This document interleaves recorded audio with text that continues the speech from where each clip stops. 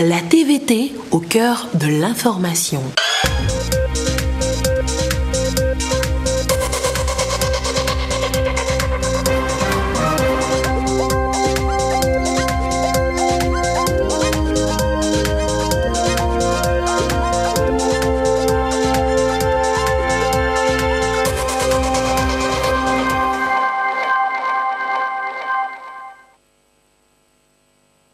Voici d'abord les titres de cette édition. Komi Selam Klasu est à Berlin en Allemagne au G20 Compact 8 Africa, un pacte qui met un fort accent sur la facilitation de l'investissement privé en Afrique.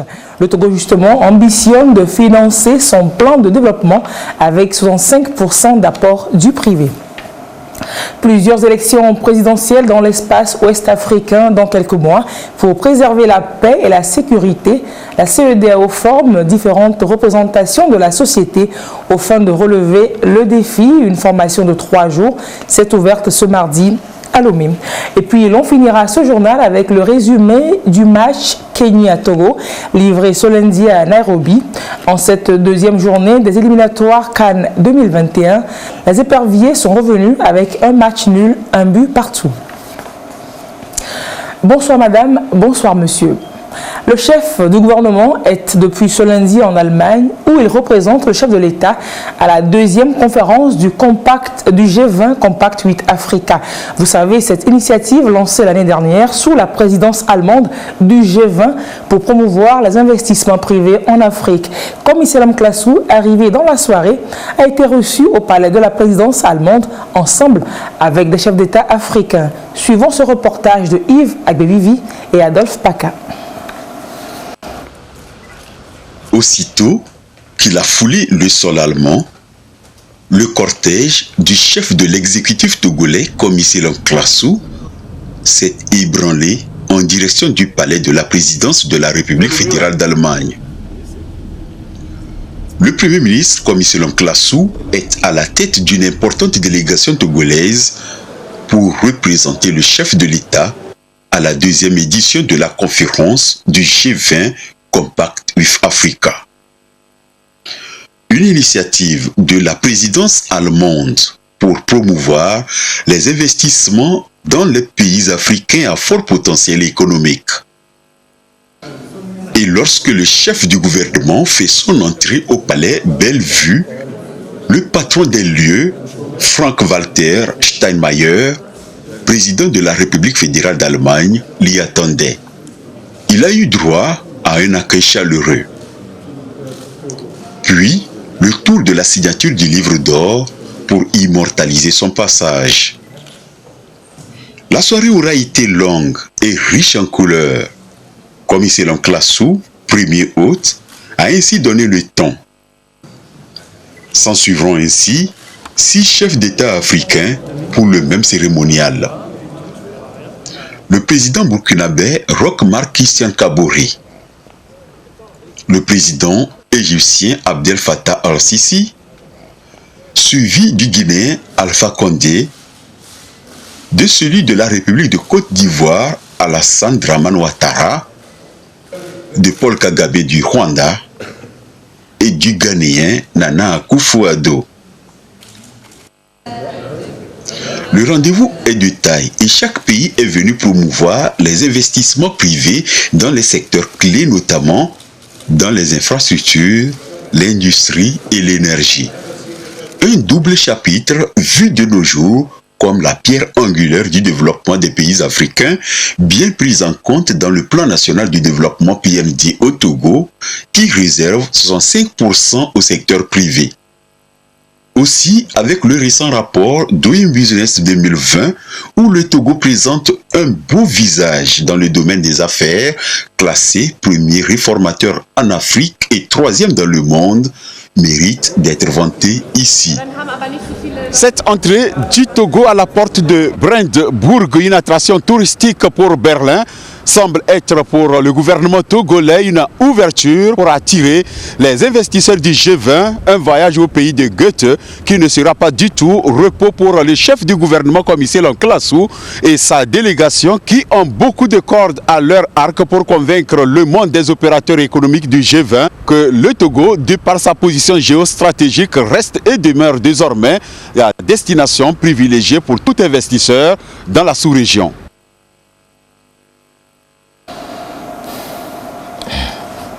Et à Lomé, le gouvernement a rencontré cet après-midi les responsables des partis politiques pour des échanges autour du processus en cours dans la perspective des élections présidentielles de 2020. Plusieurs points ont été abordés relatifs à la sécurité et à l'état d'avancement des préparatifs de la CENI. Nous vous proposerons ce sujet sans doute dans le courant de cette édition. Les du ministère en charge de l'eau ont échangé ce mardi avec une délégation d'hommes d'affaires belges à Lomé. Ces hommes d'affaires issus de 7 entreprises sont venus explorer et sonder des possibilités d'investissement et d'échange de services dans le secteur de l'eau au Togo. Lucassi nous en parle. Des hommes d'affaires belges à la conquête du secteur de l'eau au Togo. Ils explorent les possibilités de partenariat en ce qui concerne les investissements et les échanges de services. La délégation composée d'une dizaine de personnes a été reçue par les premiers responsables du ministère en charge de l'eau. Les discussions ont porté sur les détails techniques relevant du réseau en eau au Togo. La grappe eau est une grappe qui parcourt la chaîne de valeur dans son ensemble. Avec l'aide des acteurs publics, il nous a semblé opportun et intéressant de pouvoir vous présenter le mix constitué par des entreprises privées qui ont un développement technologique et un accès à des nouveaux produits qui peuvent investir dans de la recherche avec les acteurs publics qui, eux, sont plus là pour accompagner leurs consoeurs, la Togolaise des eaux par exemple, la SPO, dans la structuration de l'offre de services de l'eau. Dans une mission comme celle-ci, c'est de pouvoir venir, nous, avec toute notre expérience d'exploitants, de producteurs et de distributeurs d'eau, mais aussi pouvoir faire le lien avec les entreprises privées qui, au jour le jour, nous aident à accomplir nos missions en réalisant pour nous des infrastructures, en fournissant pour nous des produits de fonctionnement, des consommables, en fournissant pour nous aussi du matériel d'exploitation.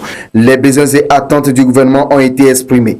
Les visiteurs qui représentent 7 entreprises belges ont aussi exposé les opportunités d'affaires et les apports de solutions dont ils disposent pour aider le gouvernement à garantir de l'eau potable à tous. On a constaté une vraie volonté d'impliquer les acteurs privés, les acteurs étrangers aussi, dans le développement du pays. Donc ça, c'est le premier constat. Le deuxième, c'est qu'on a en Belgique, particulièrement dans le secteur de l'eau, une expertise combinée assez utile, c'est-à-dire une très bonne collaboration dans la gestion de la ressource en eau et la distribution de cette ressource entre nos acteurs du secteur public et nos entreprises privées. Et cette symbiose entre les deux, qui fonctionne assez bien, s'internationalise de plus en plus et on a voulu s'appuyer dessus en se disant, voilà, il y a peut-être une collaboration possible entre nos deux pays, entre cette expertise et les besoins ici, qui pourrait amener à quelque chose. Cette mission des partenaires belges est le fruit du premier forum économique Togo-Union européenne. Ces opérateurs économiques évoluent également dans le secteur de l'énergie et de l'environnement. Ils expriment déjà leur disponibilité à mettre leurs expériences au service du gouvernement pour la mise en place des chaînes de valeur dans le secteur de l'eau. Et pour sa part, la ministre de la Ville, de l'Urbanisme, de l'Habitat et de la Salubrité publique est à l'intérieur du pays. Elle y rencontre les chefs traditionnels, les élus locaux et autres acteurs pour échanger sur le nouveau code foncier et domanial. En ligne de mire, l'amélioration de la gouvernance foncière dans le pays. L'étape de la région de la Kara avec Nestor Mouzou. La loi numéro 2018-005 du 14 janvier 2018 portant code foncier et domanial au Togo, objet de cette rencontre à Kara.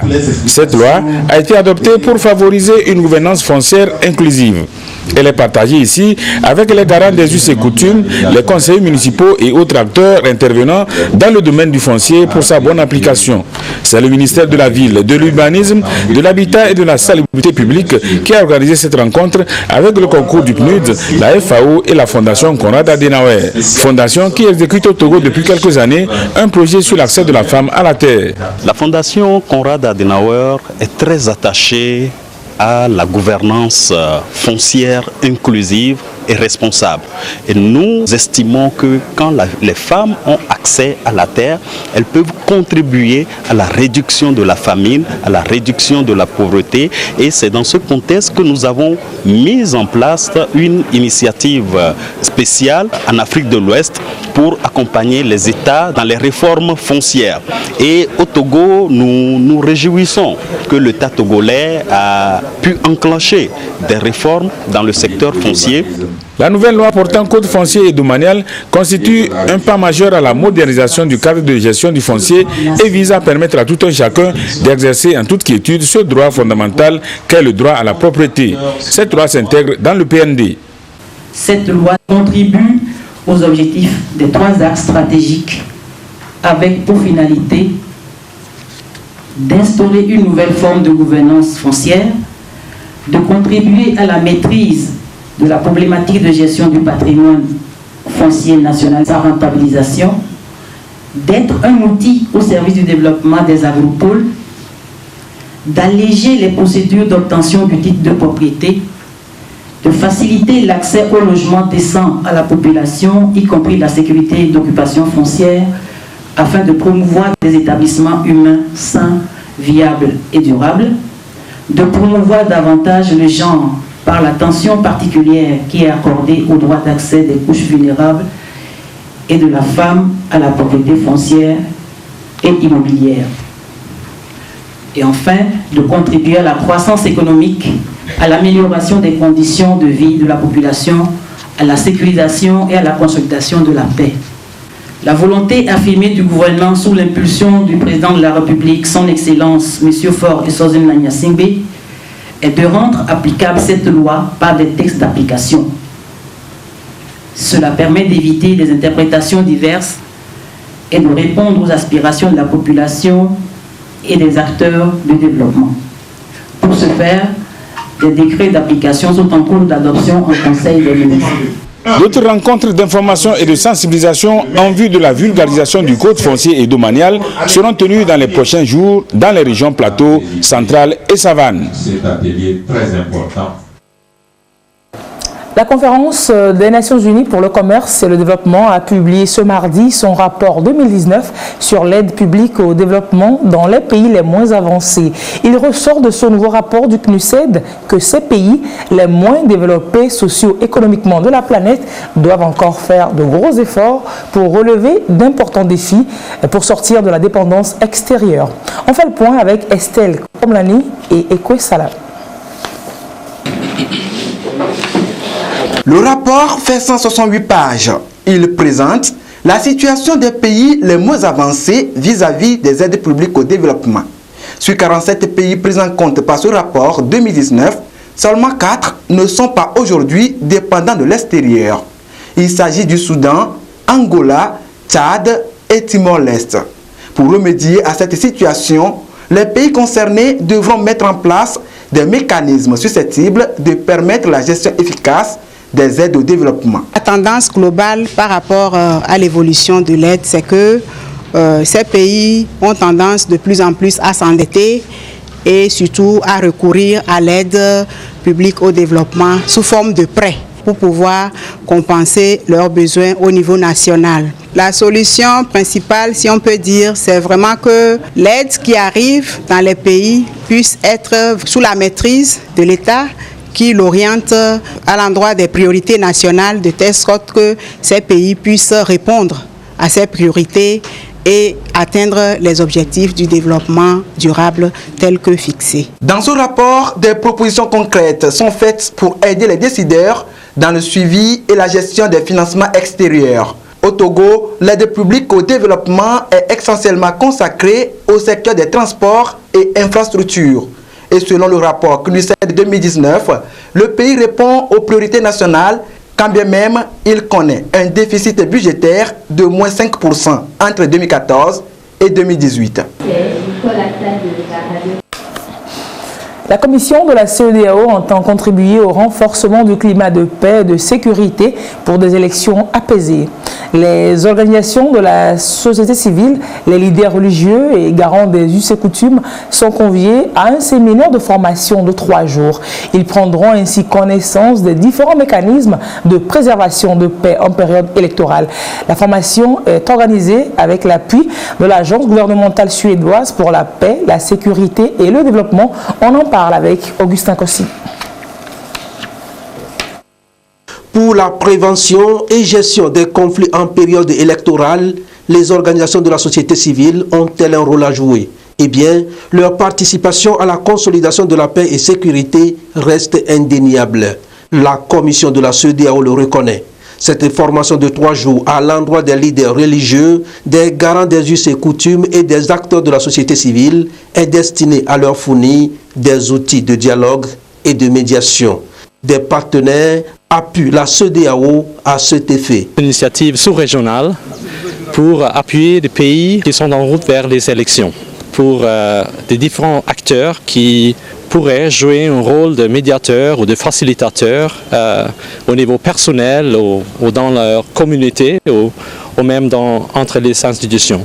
Nous allons couvrir les thèmes comme la gestion des conflits et notamment à travers le concept de la médiation. Les organisations de la société civile, les organisations religieuses et les gardiens des us et coutumes doivent être normalement des leaders de transmission de toutes les formes de valeurs éducatives qui consisteraient en fait à inculquer à la jeunesse des vertus de la solidarité, de la culture, de la paix, de l'intériorisation, de tout ce qui est bonne pratique, surtout en période électorale où toute forme de désinformation doivent être combattues. Pour la CEDEAO, les élections apaisées constituent un des principes de la démocratie et les périodes électorales riment souvent avec des divergences en Afrique. Préparer les leaders d'opinion en amont à la préservation de la paix, n'est-ce pas une stratégie gagnante? Et c'est dans ce même cadre que l'autorité publique met à contribution les médias, financés à exécuter des projets citoyens de promotion de la paix et du vivre ensemble notamment. Radio Tabala Akara, bénéficiaire de financement, vient de lancer son projet Bâtissons le Togo. Les détails avec Mr. Mouzou. Mesdames et messieurs, fidèles auditeurs, Radio Tabala se joint au ministère de la Communication, des Sports et de l'Éducation à la citoyenneté et au civisme dans sa mission de formation civique. Cet organe a été lauréat à l'appel à projet citoyen 2019 que ce département a lancé. Radio Tabala a été sélectionné sur la base de la pertinence de son projet qui a pour titre « Bâtissons le Togo ». Les activités du projet commencent avec cette rencontre d'information. En quoi consiste concrètement ce projet? C'est essentiellement l'animation des programmes, des émissions radiophoniques interactives, des émissions sur des thématiques variées, notamment le respect des biens publics et privés, le civisme économique et enfin la culture de la paix. Et donc ce sera des émissions en français, ensuite en langue locale kabyé, et nous permettrons donc à nos fidèles auditeurs qui sont là, un peu partout dans les recoins de la ville de Kara, de comprendre un certain nombre de concepts, un certain nombre d'aspects pour un changement de mentalité, pour une citoyenneté accrue. Le projet Bâtissons le Togo sera exécuté sur 6 mois. Chaque semaine, durant cette période, Radio Tabala fera des productions, des émissions et des spots pour véhiculer des messages du civisme, de la citoyenneté, de la cohésion sociale et de la culture de la paix. Et je vous le disais tantôt, le gouvernement a rencontré cet après-midi les responsables des partis politiques pour des échanges autour du processus en cours dans la perspective des élections présidentielles de 2020. Plusieurs points ont été abordés, des points relatifs à la sécurité et un point également a été fait sur l'état d'avancement des préparatifs de la CENI. On voit cela avec Edem Soussoukou. Première rencontre du comité de suivi des préparatifs des élections présidentielles de 2020 au Togo. À quelques mois du processus électoral, le gouvernement, représenté par le ministre en charge de l'administration territoriale, Payado Abokessi, tient à rencontrer les différents partis politiques. Les différentes institutions impliquées dans le processus électoral ont fait le point de l'évolution du processus. La CENI a présenté l'état d'avancement des travaux préparatoires à son niveau, notamment la prise en compte de la nouvelle donne intervenue avec le vote des Togolais de l'extérieur. De même, la HAC a fait également le point de ses préparatifs. Les partis politiques ont reçu également les informations sur les préparatifs sécuritaires dans le cadre de ces élections. Nous nous réjouissons de cette première rencontre qui avait pour thème central de faire le point sur les préparatifs des élections présidentielles de 2020. Et nous avons eu droit à des communications intelligentes et des discussions assez fructueuses qui nous rassurent au niveau de l'UNIR que les organes chargés de l'organisation des préparations de ces élections ont avancé suffisamment dans leur travail. Et ça nous tranquillise, ça nous rassure que nous serons dans les délais pour organiser pour la tenue des élections présidentielles de 2020. Aujourd'hui, nous avons été édifiés que la CENI est à pied d'œuvre. Donc ils ont enclenché le processus. La CENI est à l'étape de formation des OPS. Quand ils vont terminer, ils vont maintenant installer les CLC, tout ce qui concerne, n'est-ce pas, les élections. La CENI nous a éclairé également sur la création désormais de 46 CELI au lieu de 38 précédemment. Mais il fallait que nous, politiciens, nous sachions pourquoi de 38, nous sommes passés désormais à 46. Et puis, à 6 CIA, les commissions électorales d'ambassade indépendante. Et tout ça là. Et pourquoi il y a 6 seulement qu'on a choisi, alors que le Togo a 21 ambassades à l'extérieur? Certains responsables de l'opposition ont jugé l'ordre du jour inapproprié à leurs préoccupations et ont quitté la séance avant terme. Ce qu'on aurait souhaité entendre, c'est la prise en compte des revendications, c'est de dire des partis ont adressé une lettre au chef de l'État ou ont adressé une lettre au ministre de l'administration territoriale pour faire état d'un certain nombre de préoccupations. Et donc, ces préoccupations seront examinées et prises en compte. Contrairement à cela, on a entendu, on va écouter des exposés de la HAC, de la CENI et également des services de sécurité. Ça ne vous intéresse pas, c'est ça?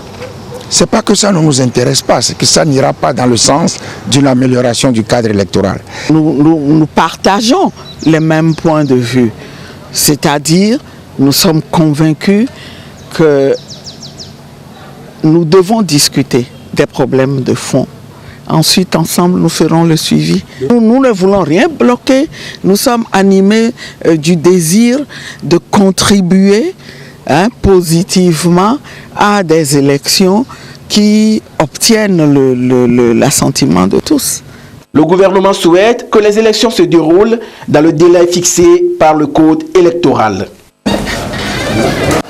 Et je vous donne justement lecture de ces communiqués de la CENI. D'abord celui portant nomination des présidents de commissions électorales locales indépendantes. Le président de la commission électorale nationale indépendante, vu la constitution du 14 octobre 1992, vu la loi numéro 12-002 du 29 mai 2012 portant code électoral modifié par la loi numéro 2013-004 du 19 février 2013 et la loi numéro 2013-008 du 22 mars 2013, vu le procès verbal de l'Assemblée nationale en date du 22 mars 2019 relatif à l'élection et à la nomination des membres de la CENI, vu le procès verbal de la Cour constitutionnelle en date du 28 mars 2019 relatif à la prestation de serment des membres de la CENI, vu le procès verbal de la CENI en date du 3 avril 2019 relatif à l'élection des membres du bureau exécutif et ceux des sous-commissions, vu le décret numéro 2019-048/PR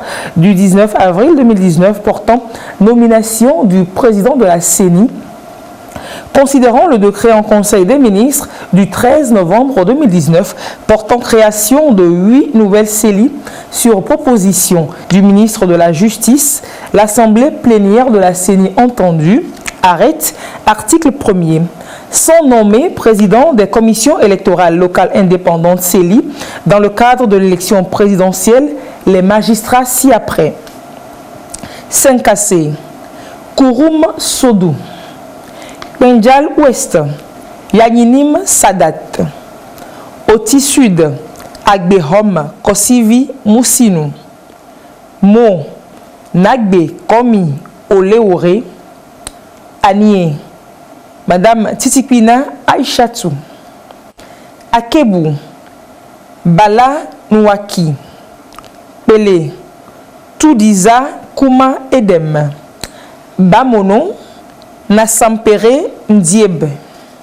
Article 2. Le présent arrêté qui prend effet à compter de sa date de signature complète l'arrêté numéro 002/2019/P/CENI du 28 avril 2019 et sera publié au journal officiel de la République togolaise. Le communiqué signé du président Tchambakou Ayassor. Et ensuite, cet autre communiqué portant nomination des présidents des commissions électorales d'ambassades indépendantes. Le président de la commission électorale nationale indépendante, vu la constitution du 14 octobre 1992, vu la loi numéro 2012-002 du 29 mai 2012, portant code électoral modifié par la loi numéro 2013-004 du 19 février 2013 et la loi numéro 2013-008 du 22 mars 2013, vu le procès verbal de l'Assemblée nationale en date du 22 mars 2019 relatif à l'élection et à la nomination des membres de la CENI, vu le procès verbal de la CENI en date du 3 avril 2019 relatif à l'élection des membres du bureau exécutif et ceux des sous-commissions, vu le décret numéro 2019-048/PR du 19 avril 2019 portant nomination du président de la CENI, considérant le décret en Conseil des ministres du 13 novembre 2019 portant création de 6 CEAI sur proposition du ministre de l'Administration territoriale, de la décentralisation et des collectivités locales, l'Assemblée plénière de la CENI entendue, arrête, article 1er, sont nommés présidents des commissions électorales d'ambassades indépendantes CEAI dans le cadre du vote des Togolais de l'extérieur, les personnes ci-après. À Paris en France, Monson Palawia. Washington aux États-Unis, Egbe Frédéric Edem. À Abuja au Nigeria, Dimban Lene. À Rabat au Maroc, Adanou Koudjo. À Libreville au Gabon, Abina Padazoué. Et à Kinshasa en République démocratique du Congo, Adjagba Sebabi Chabolé. Le présent arrêté prend effet à compter de sa date de signature également et sera notifié aux ambassades concernées et publié au journal officiel de la République togolaise, le communiqué signé du président de la CENI, Tchambakou Ayassor. Et si l'on accompagnait les jeunes à rester dans leur communauté de base, fixés autour de projets agro-pastoraux respectant les terres et le couvert végétal, des projets qui les sortiraient de l'extrême pauvreté qui aujourd'hui les pousse à l'exode rural. Cela s'expérimente déjà dans la région des Savanes avec l'ONG Songouman, appuyée par l'ambassade de France au Togo. Chaznam Baga vous en dit plus dans ce reportage. Lutter contre l'exode rural des jeunes de la région des Savanes à travers l'agroforesterie, c'est l'essence même du projet développement de l'agriculture durable associé à l'apiculture et l'élevage familial des caprins pour une amélioration des conditions de vie des jeunes du groupement Tigetier Fall de Tabinga qui est mis en branle ici. C'est une initiative de l'ONG Sangouma qui veut ainsi accompagner la mise en œuvre du Plan national de développement PND 1822, notamment la gestion durable des ressources naturelles et la résilience au changement climatique.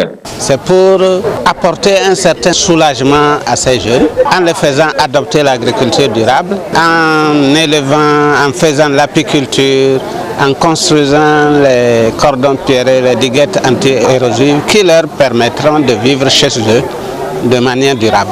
Coût du projet, environ 36 millions de francs CFA. L'enveloppe est payée à hauteur de 26 millions par l'ambassade de France au Togo à travers les fonds PISCA, projets innovants des sociétés et coalitions d'acteurs.